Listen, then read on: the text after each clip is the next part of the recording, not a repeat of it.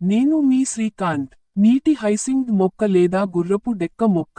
Water hyacinth. శాస్త్రీయ నామం ఎచోర్నియా క్రాసిప్స్. ఇది ఒక తేలియాడే జలమొక్క, ఫ్లోటింగ్ అక్వాటిక్ ప్లాంట్, మరియు ప్రపంచవ్యాప్తంగా అత్యంత వేగంగా వ్యాపించే జల కలుపు మొక్కల్లో ఒకటి.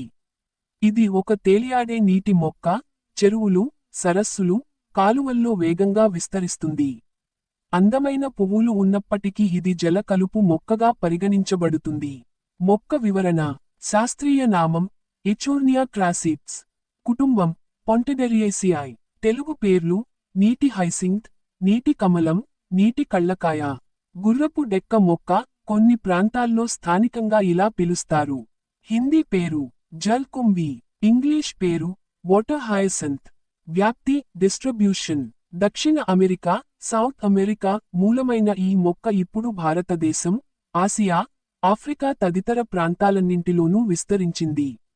ఇది సాధారణంగా చెరువులు, సరస్సులు, కాలువలు, మరియు బావులలో కనిపిస్తుంది. శాస్త్రీయ వర్గీకరణ సైంటిఫిక్ క్లాసిఫికేషన్.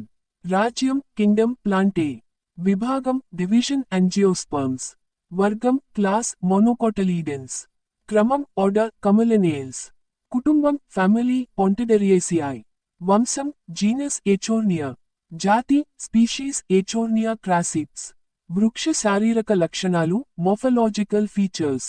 ఆకు లీవ్స్ వృత్తాకారంగా లేదా గుండ్రంగా ఉండి, ముదురు ఆకుపచ్చ రంగులో మెరిసిపోతాయి. ఆకుల కింద భాగం బుగ్గలా ఉబ్బి ఉంటుంది. Swollen petiole. ఇది మొక్క నీటిపై తేలడానికి సహాయపడుతుంది. వేరు రూట్స్ నల్లగా, పొడవుగా, గట్టిగా కిందకు వేలాడుతూ ఉంటాయి. ఇవి నీటిలోని పోషకాలు గ్రహిస్తాయి. పువ్వులు ఫ్లవర్స్ నీలి, ఊదా, బ్లూ టు వయలెట్ రంగులో 6 రేకులతో ఉంటాయి. మధ్యలో పసుపు మచ్చ ఉంటుంది. పుష్పగుచ్చం లాగా ఒకే దిండులో పువ్వులు వస్తాయి. కాండం స్టెమ్ చిన్నదిగా, మృదువుగా ఉంటుంది. ప్రధానంగా రన్నర్స్ ద్వారా విస్తరిస్తుంది. ప్రమాదకర స్వభావం హార్మ్ఫుల్ నేచర్. నీటి ఉపరితలాన్ని పూర్తిగా కప్పివేసి ఆక్సిజన్ తగ్గిస్తుంది. దాంతో చేపలు చనిపోతాయి. నీటి ప్రవాహాన్ని అడ్డుకుంటుంది. వ్యాధికారక దోమల వృద్ధికి కారణమవుతుంది. సాగునీటి వ్యవస్థల్లో జాములు, బ్లాకేజెస్ సృష్టిస్తుంది. ఉపయోగాలు యూసర్స్. జంతువుల ఆహారం, ఎండబెట్టి పశువులకు కొంతమేరకు ఆహారంగా వాడుతారు. కంపోస్టు తయారీ, జీవ ఎరువుగా ఉపయోగించవచ్చు. హ్యాండ్క్రాఫ్ట్లు, తాడులు, పేపర్, బాస్కెట్లు మొదలైనవి తయారీలో వాడుతున్నారు. బయోగ్యాస్ ఉత్పత్తి, బయోమాస్గా వాడవచ్చు. ఇది అందమైన పువ్వులు ఉన్నప్పటికీ పర్యావరణానికి ప్రమాదకరమైన జల కలుపు మొక్క. నీటి హైసింత్ మొక్క లేదా గుర్రపు డెక్క మొక్క. వాటర్ హయసింత్ ఎచోర్నియా క్రాసిప్స్ మొక్క ఆర్థిక లాభాలు. నీటి హైసింత్ సాధారణంగా జల కలుపు గా పరిగణించబడినా, సరైన విధంగా వినియోగిస్తే కొన్ని ఆర్థిక మరియు పారిశ్రామిక ప్రయోజనాలు కలుగుతాయి. 1. జీవ ఎరువు బయోఫర్టిలైజర్ మరియు కంపోస్ట్ తయారీ. నీటి హైసింత్లో నైట్రజన్, ఫాస్ఫరస్, పొటాషియం లాంటి పోషకాలు ఎక్కువగా ఉంటాయి. ఎండబెట్టి లేదా కుళ్ళబెట్టి కంపోస్ట్ లేదా గ్రీన్ మాన్యూర్గా వాడితే నేలలో సేంద్రియ పదార్థాలు పెరుగుతాయి. వ్యవసాయ క్షేత్రాల ఫలధారత ఫర్టిలిటీ మెరుగుపడుతుంది. రైతులకు ఎరువుల వ్యయాన్ని తగ్గిస్తుంది. 2. బయోగ్యాస్ మరియు బయో ఎథనాల్ ఉత్పత్తి. ఈ మొక్కలో అధిక మొత్తంలో సేంద్రియ పదార్థాలు, బయోమస్ ఉండటంతో, దీనిని బయోగ్యాస్ లేదా బయో ఎథనాల్ ఉత్పత్తికి ఉపయోగించవచ్చు. గృహ, వ్యవసాయ, మరియు పరిశ్రమల్లో ఇంధనంగా ఉపయోగపడుతుంది. పర్యావరణ హితమైన ఇంధన ఉత్పత్తి. 3. హస్తకళా ఉత్పత్తులు హ్యాండీక్రాఫ్ట్స్. నీటి హైసింత్ కాండం, స్టెమ్స్ ఎండబెట్టి బాస్కెట్లు, బ్యాగులు, కుర్చీలు, టోపీలు, పాదరక్షలు మొదలైన ఉత్పత్తులు తయారు చేస్తున్నారు. ఈ ఉత్పత్తులు మార్కెట్లో మంచి ధరలకు అమ్ముడవుతాయి.